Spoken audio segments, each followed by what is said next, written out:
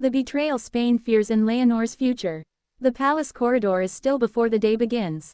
Not empty, held, stone, polished by generations who learned that permanence is not loud.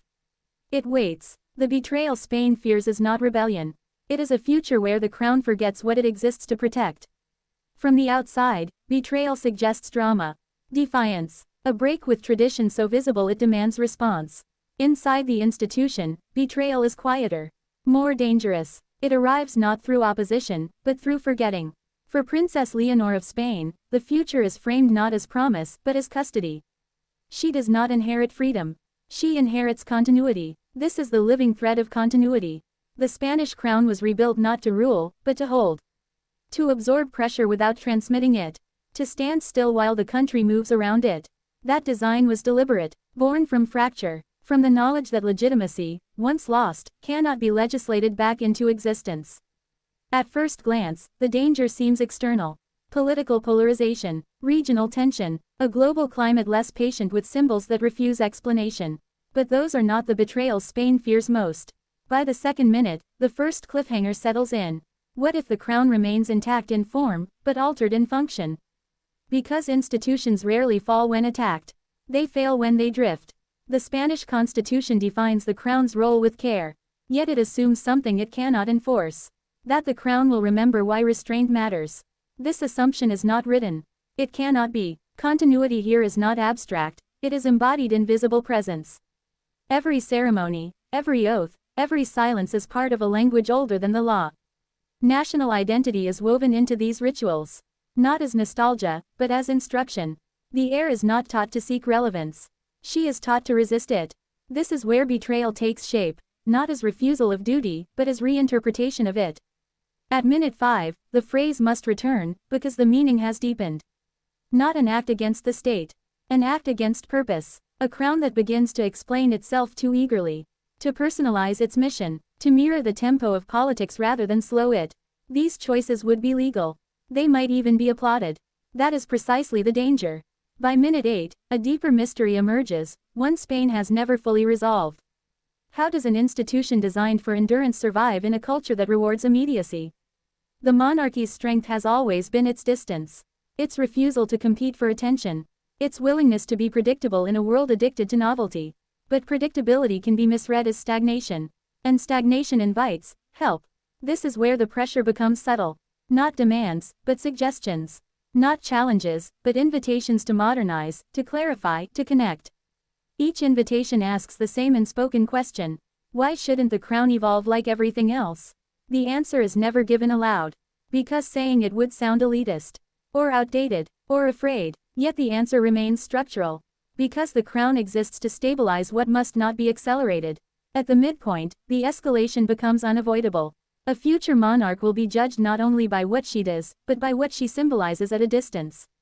In an era where symbolism is contested territory, neutrality itself becomes suspect. This is the approaching strain. In the United States, observers ask whether symbolic institutions can still anchor plural societies without becoming participants in cultural competition.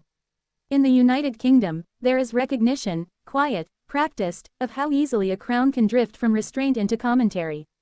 Canada and Australia evaluate whether inherited legitimacy can survive generational change without emotional alignment. Germany watches with constitutional precision, alert to the moment ambiguity stops stabilizing and starts eroding trust. None of these perspectives dictate Spain's path.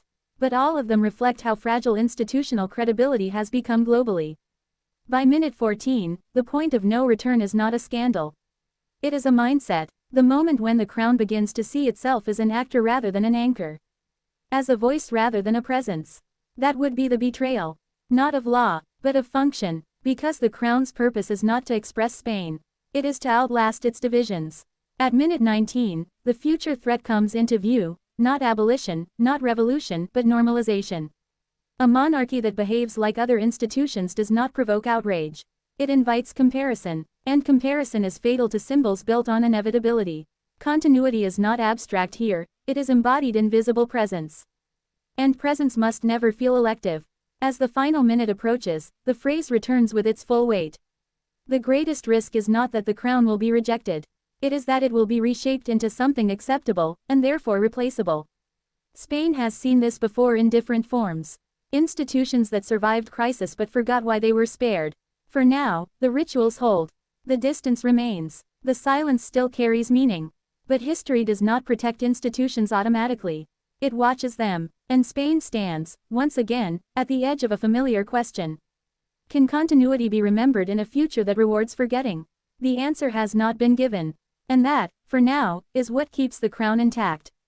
The pressure does not arrive as confrontation. It arrives as expectation, because once the future is visible, the institution is asked to explain itself. Not by critics, but by admirers. This is where Spain's deepest fear takes shape.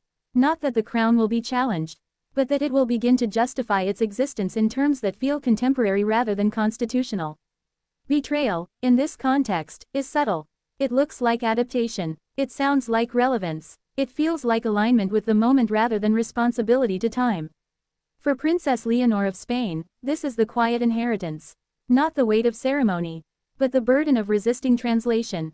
The crown is not meant to be explained in slogans. It is meant to be understood through consistency. This is the living thread of continuity. Every generation tests it differently. Not by rejection, but by reinterpretation. The temptation is always the same. To make the crown legible to the present by softening what makes it singular. To allow it to comment.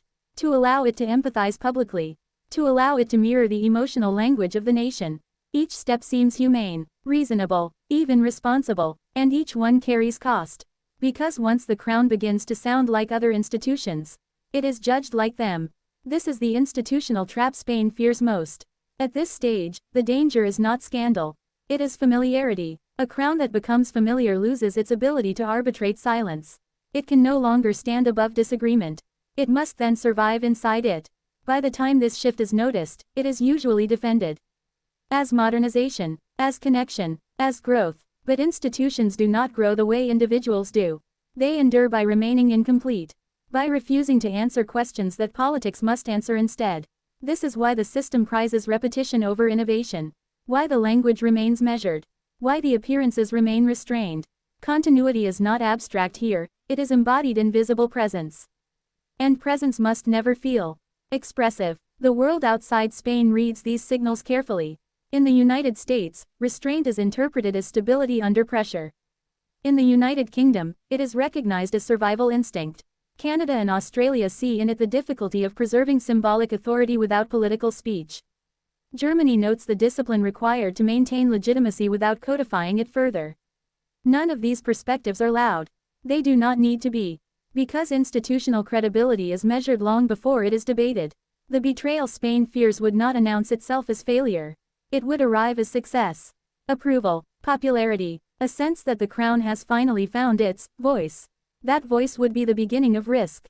For a crown that speaks too clearly invites response. And response invites contest. And contest dissolves inevitability. So the future is managed carefully. Not scripted, but constrained. The crown is trained not to forget what it exists to protect. Even when forgetting would feel easier. More humane, more aligned with the moment. This is the quiet discipline at the heart of succession. And it remains unresolved, because it must. The test has not yet arrived in full. But the conditions for it are already present. And Spain watches, not for rebellion, but for the first moment when remembering becomes optional. Time sharpens what pressure cannot. By the third movement, the question is no longer theoretical. It becomes practical, operational, embedded in daily judgment rather than distant principle. This is where institutions are most vulnerable. Not when they are attacked, but when they are asked, repeatedly, to adapt in ways that feel reasonable. The crown is not tested by a single decision. It is tested by accumulation. Small permissions granted, small boundaries softened, small departures framed as evolution rather than erosion. This is how forgetting begins.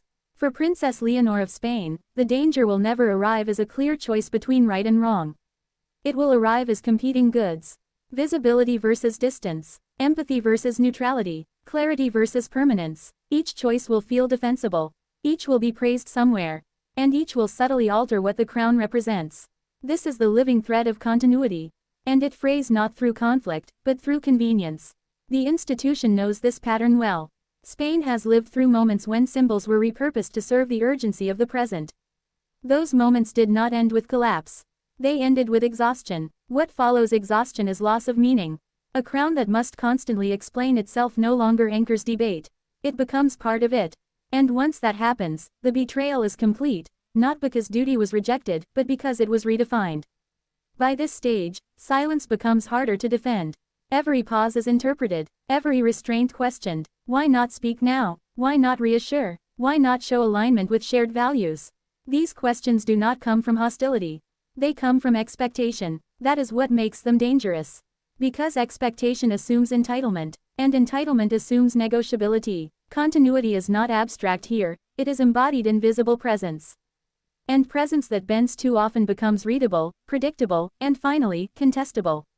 This is why the crown must remain slightly out of reach. Not distant enough to disappear. Not close enough to belong.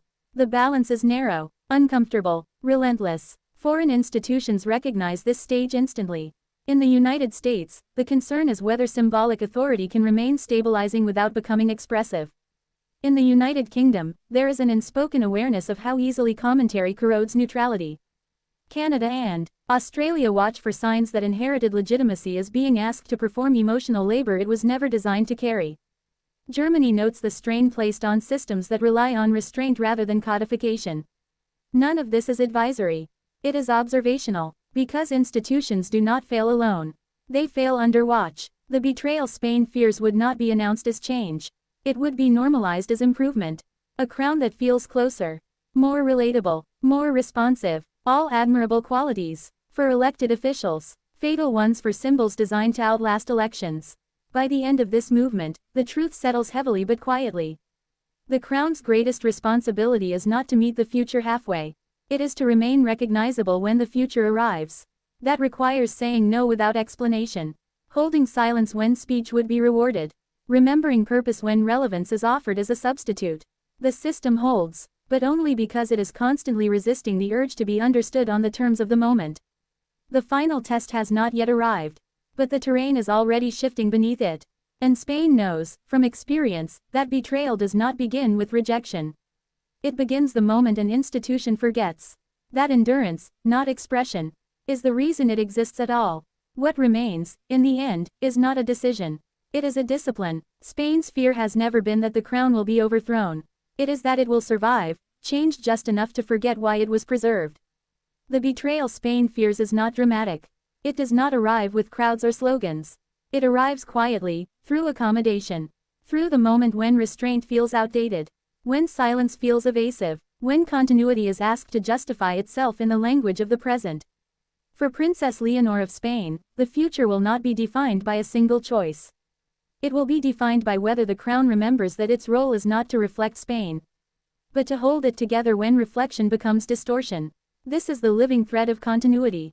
The institution does not exist to win trust anew each generation. It exists to make trust unnecessary. To be there, unchanged in purpose, when politics exhausts itself. Continuity is not abstract here, it is embodied in visible presence. Presence that must never feel conditional. Never transactional, never eager to belong. The world will continue to watch. Allies will continue to interpret. Pressure will continue to arrive disguised as progress. And the crown will be measured not by what it embraces, but by what it refuses to become. The rituals will continue. The distance will remain deliberate. The silence will still mean something. For now, history does not demand certainty from institutions like this. It demands memory. And Spain stands at the edge of a future that has not yet asked its hardest question. Hoping that when it does, the crown will still remember that its greatest duty has never been to speak, but to endure.